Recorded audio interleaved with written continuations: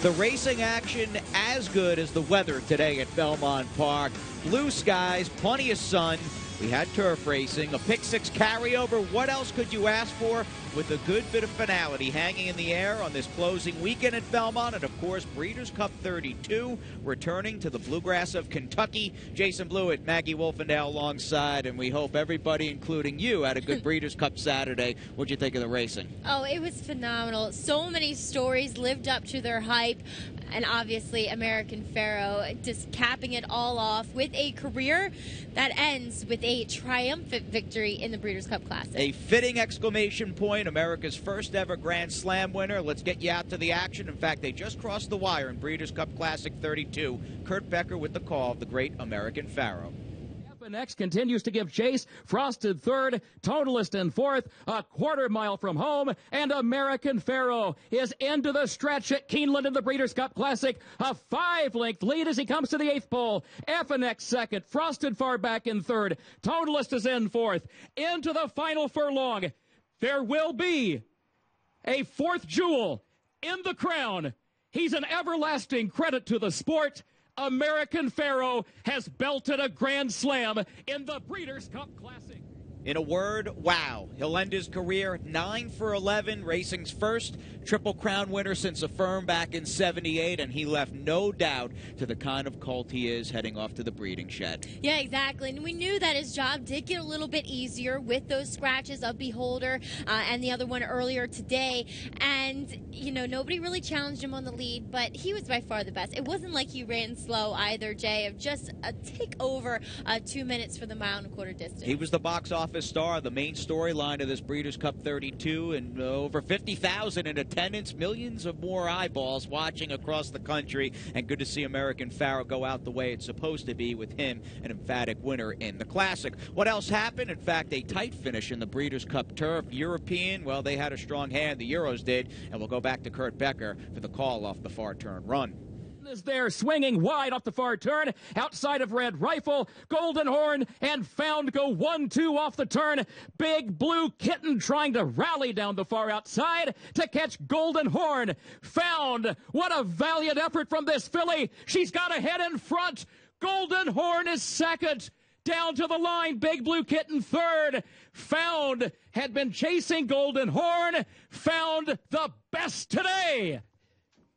Winless streak of ARC winners into the Breeders' Cup continued earlier today as Golden Horn could not hold off the Irish-bred 3-year-old filly Found, who's by Galileo. Yeah, and John Godsden, prior to going out on the track for the turf, had mentioned that because it was a sand-based racetrack and there was so much water, that he might not like it, and which he did relish a firm going for the ARC there. But Found, a filly who had run 4 times in 7 weeks in 4 different countries, against the boys, nonetheless, she finally gets the job done for Aidan O'Brien, and just a masterful job by him once again. And it was a 2 for Breeders' Cup, 2 for Aidan, 2 for Mark Cassie, 2 for Todd Pletcher, and 2 for Chad Brown. And how about Ryan Moore making all the right moves the last 48 hours out at Keeneland? Yeah, I'd say. He's very much that dry Englishman, though. Never seen him smile. All right, well, you're smiling now. You're laughing, in fact, as we send it back to Kurt Becker for the call of the Breeders' Cup Juvenile as the 2-year-olds roll off the quarter pole at Keeneland. Sixth. Swipe is a wide 7th off the far turn. Riker, the leader, cocked and loaded. Nyquist tries to join them. Swipe out in the center of the track. Exaggerator back toward the inside. Nyquist keeps striding forward in the final furlong. He has taken the lead. Swipe moves up behind him toward the outside. Late run from Brody's Cosma, still 5th. It's Nyquist with the lead. Nyquist in front, chased by Swipe. Nyquist to take it. Swipe was home second. Brody's a Breeders' Cup where theoretical bad post didn't really matter. It didn't. It wasn't. It was kind of astonishing that the jockeys, that's why they're there for the World Championships, could get the kind of trips that they did. And it was once again the West Coast domination. Nyquist, son of Uncle Mo, as you had mentioned earlier, as for Naira Live, 5 years. That's all it took. Uncle Mo, boom. Like right father, with his like progeny. son. He's your Exactly. leading freshman stallion. He'll be standing for a lot more than the 25K that he stood in You missed 2015. You did miss out. He's turned out to be the quite the stallion. And for Redham Racing, Doug O'Neill and Mario Gutierrez, they now have a perfect 5 for 5 colt by Uncle Mo, who will be a unanimous 2-year-old champion. And the same could be said for the California filly on that same front in Songbird, who was just dynamic in winning the juvenile fillies. She was amazing, Jay. I mean, I respected her going in, but didn't quite know her brilliance, and boy, she's made me a fan, that's for sure. Jerry Hollendorfer, a great trainer, always seems to come up with some kind of horse, whether, you know, it's a shared belief or now Songbird. She's very talented, and I'm excited to see what she does further on down the line. Yeah, no question. Mike Smith, in the meantime, 22 Breeders' Cup wins and counting, the winningest jockey in all of Breeders' Cup history. We'll talk about the races in their entirety on the National Racing Report, the Breeders' Cup, that is. We hope you'll check that show out with us Monday and Tuesday on MSG+. We had some stakes of our own today. No Grade 1s at Belmont Park on this closing Saturday, but the fourth race, the Grade 3 Bold Ruler, was the technical feature, as we have a field of, 6? And we'll send it up to Johnny I. Make that the old 5-pack, and here's Johnny I with the call. El Kabir is third. Then it's Matru and My Loot trails the field in fifth up the backstretch. Green Grotto on the outside and Heaven's Runway at the rail. The two of them are right together. They've got 2 lengths on El Kabir and Matru. My Loot in fifth, the quarter 22 and 2/5 seconds. They begin the run around the far turn. Green Grotto on the outside with a neck in front of Heaven's Runway. Just in behind is El Kabir in third with Matru to his inside. My Loot remains last. On the outside, it's Green Grotto. On the inside, it's Heaven's Runway. They continue 1-2 after a half in 45 seconds. Now Matru comes off the rail and moves to the outside. El Kabir back in fourth. And My Loot. They're at the head of the stretch in the Bold Ruler Handicap. Heaven's Runway, Green Grotto, and Matru. My Loot in fourth. It's Matru to take the lead. My Loot now moves into second. Heaven's Runway at the rail. Then Green Grotto. El Kabir is fifth. They come down for the finish, and it will be Matru and Abel Castellano Jr. My Loot was second. Heaven's Runway finished third. Chad Brown, 2 Breeders' Cup wins earlier in the day at Keeneland, and Cherie DeVoe here to do the saddling duties with Matru, who was very good in the 40th Bold Ruler. Yeah, just about 15 minutes after they won the Filly and Mare Sprint with Wavell Avenue, they took it down with Matru here at Belmont Park, and nice to see this horse get back to winning, because I thought he was extremely promising here over the summertime, Jay, when he won those 2 allowance races. Good pedigree, by Distorted Humor, out of a mare who's a half-sister to Funny Side, and we have got Maggie standing by with assistant trainer Cherie DeVoe. There was Cherie DeVoe, assistant trainer to Chad Brown, winner of today's Bold Ruler Handicap, Matru. Cherie, coming in off a disappointing effort last time out in the at Monmouth in the Island, cutting back in distance. Did you feel as though he had a good shot in here? We kind of threw out that race, didn't perform. He had a lot of kickback, got into a place that he wasn't comfortable, maybe didn't like the track. So he'd been training very well coming into this race. He looks great. So we were more confident than after the previous effort. Well, you had to be confident. A very emotional win down there at Keeneland with Wavell Avenue, taking the Filly and Mare Sprint. Cherie, she's a filly that has spent a lot of time under your care here at Belmont Park. Super excited, super happy for the connections for Mr. Dub and Sheep's Pond Partners for her win. It's excellent to have these guys all winter and to see them progress the way she has. Well, Cherie, once again, job well done. Thank you. One of our friends from the inner track, and of course we see Cherie all winter long with us running the Chad Brown operation during the cold winter months at the Big A, but we remember Wavell Avenue running a bunch of times on the inner track, and getting back to the Bold Ruler for just a second. My Loot, second best, just couldn't run down Matru. Bad effort, though, from El Kabir. Yeah, that was really disappointing, Jay. He had every shot, I thought. I had no apparent excuses from what we saw on the track, and I also thought a decent effort from Heaven's Runway, private acquisition for David Jacobson stumbled out of the start, went head-to-head with Green Grotto, and still stuck around for third.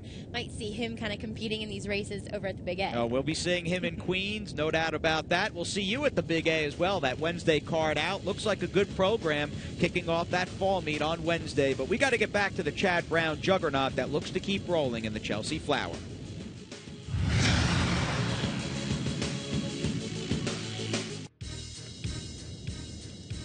Closing day here tomorrow at Belmont Park. We have a first race post of 12:25. I'm glad we have the slate up because I thought we had a post of 12:55.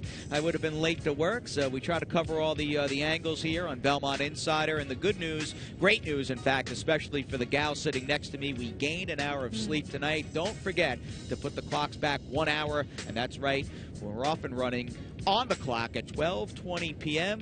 this coming Wednesday at Aqueduct. Maggie Wolfendale, Jason Blewitt, and Wednesday's card at Aqueduct, again, 12:20, the start time, Maggie. Tempted, the Nashua for the 2-year-old fillies and colts, respectively. And Keir McLaughlin has got Marking entered back. He turned a lot of heads with that 91 buyer first time out. Well, remember, I mean, he was scratched in the gate up there at Saratoga. He's a bit of a bad actor when it comes to getting in that gate. So hopefully those issues are resolved because, as you said, he was ultra impressive in taking down that maiden field last time out. Excited to see what he can do facing winners for the first time. Yeah, for a barn that also has Bohemian running in that Nashua, and he might just be the best 2-year-old maiden dirt winner we saw all fall long at Belmont Park. But it's on to the Chelsea Flower as we go back to the 2-year-old fillies, and once again, the man upstairs, John Embrial.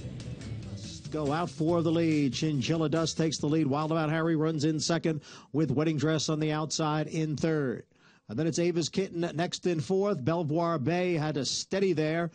Running along in fifth. Towards the inside is Ponytail next in sixth. Yanita is seventh. And With really had to take up there. With took up as a drop back to third from last. Being passed there by Celestial Sighting. Then it's With. On the inside is a Silky Girl. And the trailer is Enjoy Yourself. The quarter went in 24 3/5 seconds. Wedding Dress on the outside. Narrow lead over Chinchilla Dust with Ava's Kitten next in third. And Ponytail is down at the hedge in fourth. Wild About Harry runs in fifth now. Yanita alongside of Belvoir Bay. Belvoir Bay now on the move on the outside. Then it's Yanita, followed by Celestial Sighting and With Silky Girl. And Enjoy Yourself is the trailer in 11th. The half mile went in 49 seconds. On the outside, it's Wedding Dress, and on the inside, it's Chinchilla Dust with Ava's Kitten now moving up to join the front runners. The field is in the stretch. Here's Ava's Kitten coming away with the lead. Yanita now moves to the outside. It's Ava's Kitten. Here comes Yanita on the outside. Ava's Kitten trying to hold off Yanita. It'll be between these two. Ava's Kitten holding on to the lead. Yanita second. Ava's Kitten wins the Chelsea Flower Stakes. Yanita was second, and it was close for third. Between Chad Brown 1-2 here in the Chelsea It Flower. just doesn't end. It doesn't end. 35 wins. We think that's a Belmont Park fall record, and more in the trainer standings a bit later in this broadcast. But Ava's Kitten up in class off the maiden win, and she was able to turn back her uncoupled stablemate. You know what's so funny is because Bobby's Kitten a couple years ago, Chad had said to Ken Ramsey that this is the best 2-year-old. So he was like, well, let's name it after Bobby Frankel. Took him a start to break his maiden, and didn't it? Or am I wrong about that? I think it did, yes, yes. And so Ava's Kitten, Chad saying this is the best one for you, Mr. Ramsey, and he said, well, why don't you name it after your daughter, Chad? And it's taken her to come around, but obviously she has talent, and she proved it today. And a pumped-up Aaron Grider crossing the finish line with the big fist pump, in fact, and Aaron will be joining us throughout the winter on the inner track as he tries to get things going once again. Good to have him back on the circuit, and it's good to have Johnny I upstairs as we go back for the call of race number 9, kicking off Saturday's Breeders' Cup Late Double. Access is going for the lead. Andrews got Zip in second. Frisky Magician is on the outside in third, and Spartan Emperor is next in fourth. Then comes a Banana Thief, who's racing in fifth. On the inside is the Gray. Wicked Freud in sixth. Followed by Gear Jammer, next in seventh. Snake Oil Charlie is eighth. All his number on the outside in ninth. Social Rebellion has one horse beat. and that's Ziggy the Great, who trails in 11th. The opening quarter, 22 and 4/5 seconds. Polar Access in front here as they race midway on the turn. Polar Access by almost a length. Spartan Emperor runs in second. Andrews got zipped down at the rail in third. Frisky Magician on the outside is fourth, and Wicked Freud runs in fifth. Then Banana Thief in sixth, and the field is at the top of the stretch. And it is Polar Access in front by 2. Andrews got zipped. Frisky Magician far outside is Banana Thief. Wicked Freud is down towards the rail. Polar Access is still in front. Polar Access in front now by almost 3. Polar Access trying to pull off a huge upset here. Wicked Freud is second. Polar Access does it, wire to wire. Wicked Freud was second, and Banana Thief finished third. Good Breeders' Cup weekend at Belmont for young jockey Angel Cruz, who looks strong and pretty, finishing in the stretch. And he's aboard Polar Access, wire to wire, at a big, big price, Maggie. Yeah, as he should be. I mean, he only broke his maiden from New York bred maiden 40, but he did possess some speed where we didn't see some other horses go in here, like Frisky Magician to his outside, and he just controlled, and it was a good heads-up ride by Angel Cruz. All right, Joe Orsino, the winning trainer, gelding by Bustin' Stones. Would he be the bust-out in this Saturday Pick 6 carryover? Let's fill in the blanks and see what else happened on day 37 of the fall meet as we send it back upstairs for 1, 2, 3, 5, 6, 7, and 10. New York Zip has dropped back. The field is at the head of the stretch. R.F. Burton challenged by Lucky Buck Syndrome. Lucky Buck Syndrome takes the lead from R.F. Burton, and Vincento is putting in a late run on the outside. Here comes Vincento up to take over the lead. Vincento was way out of it early, has come on and is drawing away in the stretch. Vincento breaks his maiden, going a mile, first time out. Lucky Buck Syndrome was second. R.F. Burton dropped out of it. And Freestyler, 3/4 in 1, 10 and 2. The field heads for home. And it's Day of Fury with the lead. Day of Fury by almost 3. And then it's Just Call Kenny, who's getting closer. On the far outside is Freestyler. There's a 16th of the wire. And Just Call Kenny takes the lead from Day of Fury. Just Call Kenny, the winner by 2.5 lengths. Day of Fury held second. Freestyler was third. They are heads apart for the lead as they come for the top of the stretch. Pine Ridge Forest holding off Vischer Ferry. It's Pine Ridge Forest in front now by almost 3. Towards the inside is a Suck It Up Buster. Then it's Vischer Ferry, followed by Tino and Secret Scholar. As they come down for the 16th pole, Pine Ridge Forest by 4. Then Suck It Up Buster and Secret Scholar. It's Pine Ridge Forest with a front-running win. Very tight for second between Secret Scholar and Suck It Up Buster. As they come for the top of the stretch, it's Summer Reading by 2. My Dinah Lee on the outside in second, with About Face racing in third. Deltalina on the outside. But it is Summer Reading who has built a 4-length lead now. Deltalina moves into second. Summer Reading is 3-5, and she wins here by 5 or maybe more. Deltalina second. Fourth. Farther back, it's Oldwick and Fit to Keep. They're at the head of the stretch. It's Ground Control on the outside. Regal Minister towards the rail. The two of them are right together. Triple Play continues to battle on. And Bayesian Summer is fourth, followed by Fit to Keep and Oldwick. With a 16th to the wire, Ground Control has a narrow lead over Regal Minister. Ground Control, Regal Minister, those two to the wire. Ground Control the winner. Regal Minister was second, and it was close for third between Triple Play and Bayesian Summer. They come off the turn and enter the stretch, and Al Mutahid is now the leader. Valdenell on the inside. Island Therapy, who was last, is making a big move on the outside. And towards the rail, here comes Big Yum. It's wide open as they come down for the finish. It's Chunnel now taking the lead. And Big Yum and Island Therapy on the outside. Chunnel and Big Yum. Chunnel the winner. Island Therapy. Big Yum was third. Analyze that dot matrix. Forced 4 wide as they come into the stretch.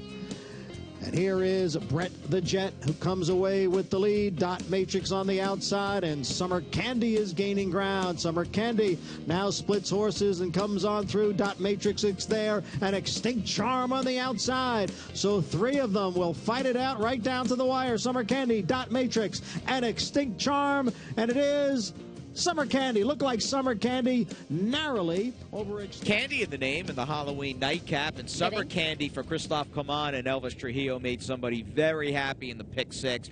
Over 50K, and I believe that was the only horse covered, Maggie, in Saturday's carryover. So there you go. Which is very impressive. I think it's like the second day in a row that we've had it pay out 50,000 or so. So yeah, congratulations whoever had that one with the tough sequence in between that before getting to Summer Candy. But second look here, Jay, we have to go way back to 11:45 here at Belmont. Way back, yep. So a good-looking first-time starter at the Rudy Rodriguez barn.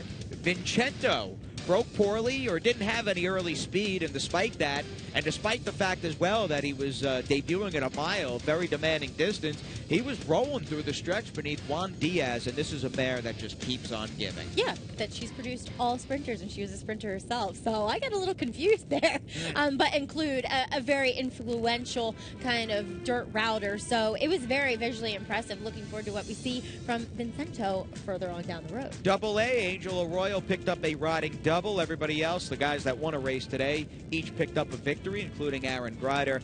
Chad Brown with a training double and taking down both stakes. He's got 35, and he will win his fourth consecutive Belmont Park Fall training title as we bounce on over to claims. And even though they were rolling at Keeneland today in Breeders' Cup 32, there was money changing hands in the racing office, including a couple of high-priced claims in race 2 for $62.5 a pop as we send it to our final break. And on the other side of this quick timeout from darkened Belmont Park, it's all about Sunday's preview, so stay tuned.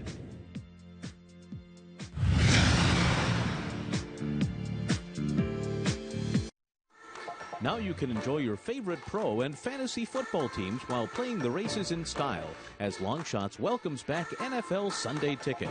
With over 400 HD TVs, 270 individual carols, a full-service sports bar and food menu, Longshots is the place to catch all the great racing and football action.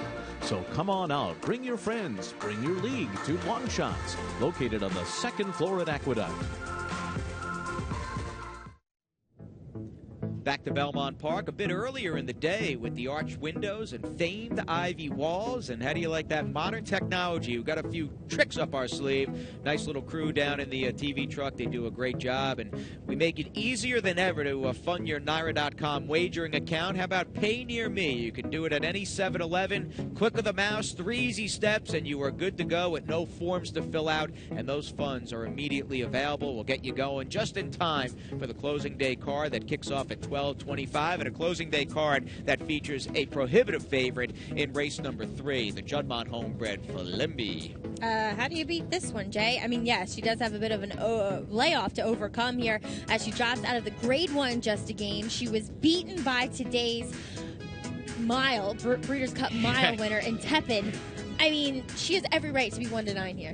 She is 1-2. It was a winless Breeders' Cup weekend at Keeneland for Belmont and Juddmonte, but they've got a major player in the third tomorrow in that $100,000 optional claimer as we bounce forward to race number 7, and it's the Pumpkin Pie on Halloween, or at least Halloween weekend, and we'll kick off with Classic Point, who was in this race a year ago.